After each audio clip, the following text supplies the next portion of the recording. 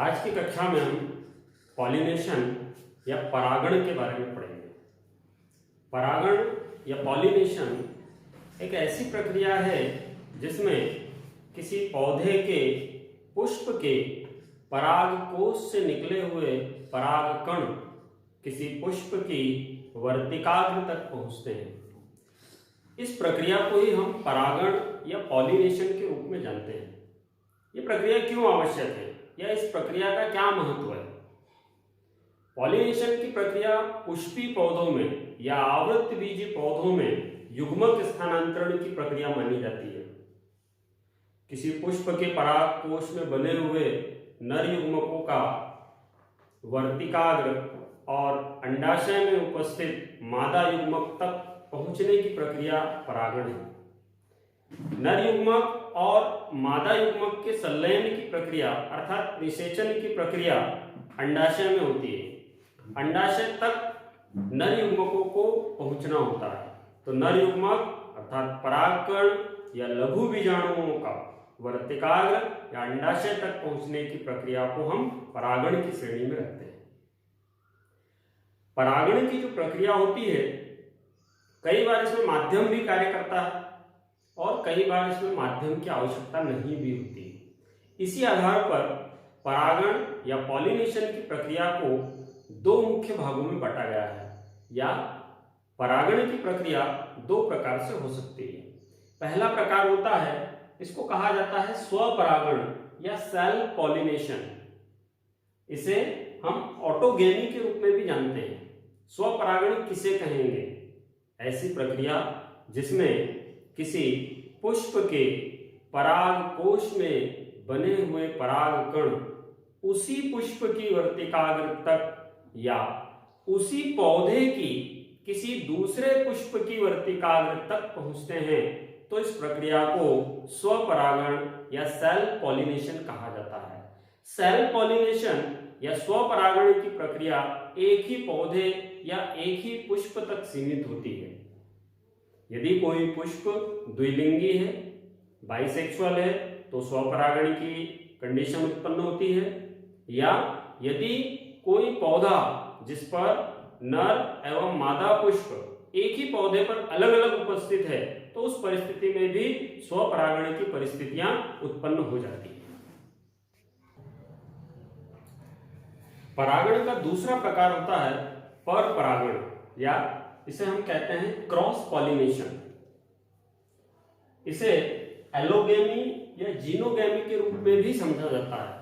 परपरागण एक ऐसी प्रक्रिया है जिसमें किसी पुष्प के परागकोश में बने हुए परागकण किसी दूसरे पौधे के पुष्प की वर्तिकाग्र तक पहुंचते हैं।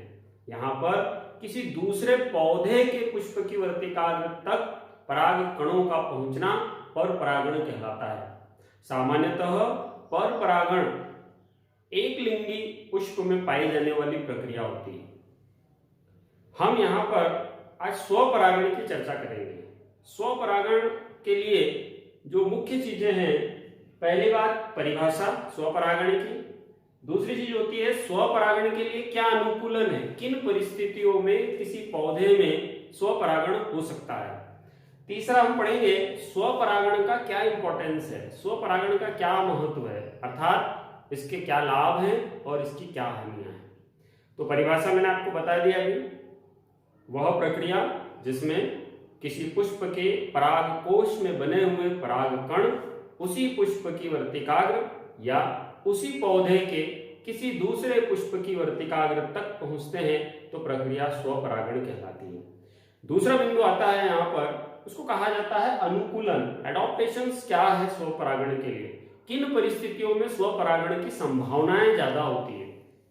तो पहली चीज आती है इसमें स्वकाल परिपक्वता। स्वकाल परिपक्वता या इसको हम होमोगैमी के रूप में भी जानते हैं, अर्थात एक ऐसी परिस्थिति जिसमें किसी द्विलिंगी पुष्प में, किसी बाइसेक्सुअल फ्लावर में एक ही समय पर नर युग्मक और मादा युग्मक, मेल गैमेट और फीमेल गैमेट एक साथ परिपक्व होते हैं। एक ही समय पर परागकोश और गुरु बीजाणु का निर्माण होता है।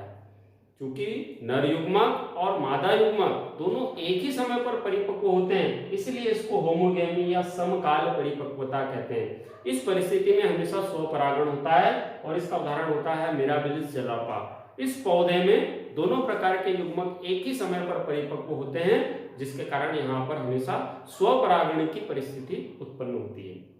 दूसरी कंडीशन है, यहाँ पर दूसरा अनुकूलन होता है स्वपरागण के लिए, इसको कहा जाता है क्लिस्टोगेमी।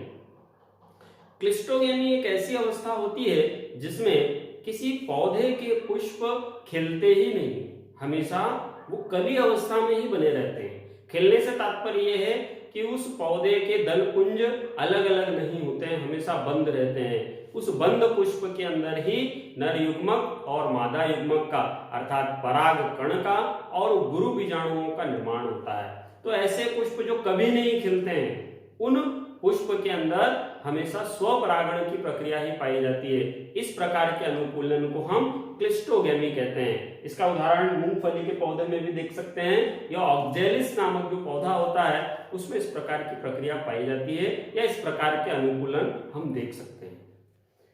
तीसरा अनुकूलन होता है बर्ड पॉलिनेशन या कली का परागण। कुछ पौधे ऐसे पाए जाते हैं प्रकृति में जिनके पुष्प कली अवस्था में ही परिपक्व हो जाते हैं। कली अवस्था में परिपक्व होने से तात्पर्य है कि उस पुष्प के निर्माण की प्रारंभिक अवस्था में ही पराग कण और मेगास्पोर निर्मित हो जाते हैं, परिपक्व हो जाते हैं। इसलिए यहाँ पर परागण की कोई संभावना नहीं होती है। इसलिए इस प्रकार के फ्लावर्स में हमेशा सेल्फ पॉलिनेशन ही होगा, स्वपरागण ही होगा। इसके बाद अगला जो अनुकूलन है इसको हम कहते हैं यांत्रिक विधि या मैकेनिकल मेथड। कुछ पौधे ऐसे होते हैं जिनके पुष्प की संरचना ही इस प्रकार से होती है कि पराग कण उस पुष्प की वर्तिकाग्र पर ही पहुंचेंगे, यानी इस प्रकार की उनकी संरचना ही बनी होती है, जिसके कारण वो परागकण हमेशा उसी पुष्प की वर्तिकाग्र तक ही पहुंचेंगे। ये उदाहरण पाया जाता है आलू के पौधों में, और जो बर्ड पॉलिनेशन है इसका एग्जाम्पल पाया जाता है मटर के पौधों में।